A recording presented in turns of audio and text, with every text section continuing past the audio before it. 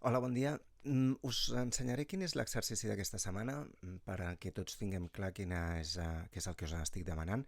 Es titula Estrofa, metre i rima, d'acord? Llavors, treballarem sobre un poema que es diu Cançoneta incerta, de Josep Carner. Josep Carner ja l'havíem vist, però m'interessa comprovar de primera mà que hem entès el que és tant l'estrofa com el metre i la rima.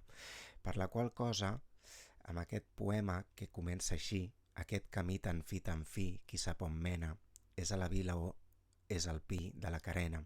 Un lliri blau color de cel diu vine, vine, però no passis, diu un vel de taranyina. Doncs, com veieu, aquesta poesia o aquest poema ja ens demostra només amb la lectura, una primera lectura, que té certa musicalitat, un ritme, una rima, i vosaltres hauríeu d'esbrinar quins són, i no només esbrinar-ho, sinó escriure-ho en forma de comentari literari. Per això, aquí hi ha uns passos o unes passes a seguir. Primer llegir atentament el poema en veu alta, tal com estava fent jo, i respectar els signes de puntuació, veure si hi ha encavalcaments. Encavalcaments vol dir si al final d'un vers hi ha una coma, un punt, o segueix en el següent vers, tal com passa aquí. És un recer per a dormir qui passi pena? Vale? No és el mateix aquest vers que continua per aquí sota perquè tingui sentit la frase sencera que el vers anterior, els dos versos anteriors, o bé un camí d'enamorat colgat de mata. Aquí no hi ha cap encavalgament, aquí sí que hi ha, perquè d'aquí passa a acá. Llavors, enumereu les estrofes que té el poema i heu de fer un recompte sil·làbic de cada vers. Recordeu, cada vers és cada línia. I com es comptava? Havíem de comptar fins a la última síl·laba tònica. En aquest cas, aquest camí tan fi. Hem de comptar fins a fi, que és l'última síl·laba tònica, però qui sap on mena, l'última síl·laba tònica és me, amb la qual cosa na ja no ho tindrem en compte. I així fer-ho de tots els versos un cop els haguem numerat, posant quin número de síl·labes té cada vers. I també esbrinar quin vers rima amb quin, d'acord? O sigui, anar posant lletres A, B, C, tal i com havíem explicat a classe. Analitzar, això vol dir la rima, fent un esquema corresponent A, B, B, A, B, A, B, A, B, C, A, B, C, vale? Hem de mirar les sinalefes, i aquí posa els iats. Els iats nosaltres li havíem dit d'una altra manera. Si no recordo malament, li havíem dit elisions. És el mateix. Vale? Només hem de veure si quan hi ha dues paraules, si la primera i la segona paraula, per exemple aquí, que acaben en vocal, aquí ja sabeu que ens mengem una de les síl·labes. No diem mai aquest, diem mai aquest. Vale? I això, quan són sons vocàlics diferents, vol dir que és una sinalefa. Si siguessin els mateixos sons vocàlics, seria una elisió. En aquest cas diu iat. Quina és la producció final? O sigui, què és el que heu de fer?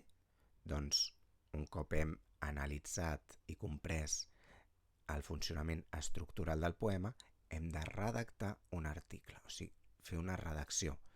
Amb aquesta reflexió podeu seguir aquesta pauta que segueix aquí. D'acord? Heu d'explicar quin és el metre, quina és la rima, quin és el ritme, i explicar si és precís el poeta Josep Carner en l'art de la versificació.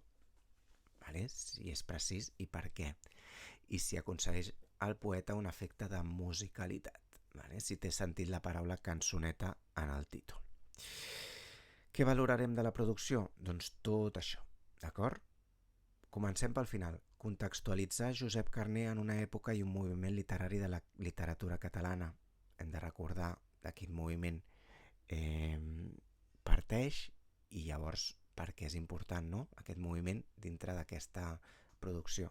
Quina relació hi podem trobar? Els recursos que donen suport a les seves idees referenciades. Vale? Quins recursos fa servir i, sobretot, heu d'escriure una opinió raonada sobre el poema, interpretant-lo, heu d'utilitzar un registre adequat, les idees ben organitzades, connectors, lèxic adequat, etc etc. S'espera que sigui una redacció de quart d'ESO, d'acord? I amb tot això, tenint en compte aquests criteris, aquesta rúbrica, jo valoraré la vostra feina. D'acord? Vinga, espero que s'hagi entès. Qualsevol dubte, pregunta, iterrats@santramonnonat, millor l'adreça de correu electrònic que no pas en la missatgeria interna, que a vegades no, els profes no ens n'adonem que tenim missatges en el cliquer d'un canvi en el Gmail, doncs ens surt en el mòbil i és molt més senzill per tothom. Gràcies, Sort, bona setmana, apa, adeu. I per començar el projecte de debat m'heu d'enviar els delegats als grups conformats de 4 persones, vam dir, mínim 3, màxim 5 persones que voleu que competeixin entre ells. Poden ser barreges de A i B o poden ser del mateix grup, però sí que és important que estigueu tots i totes, si no aquest projecte no pot tirar endavant i jo seguiria fent altres coses que tinc ja també projectades, d'acord? Si voleu començar amb el projecte de debat ja ben aviat, necessito que m'envieu aquests grups. Vinga, bona setmana, adeu.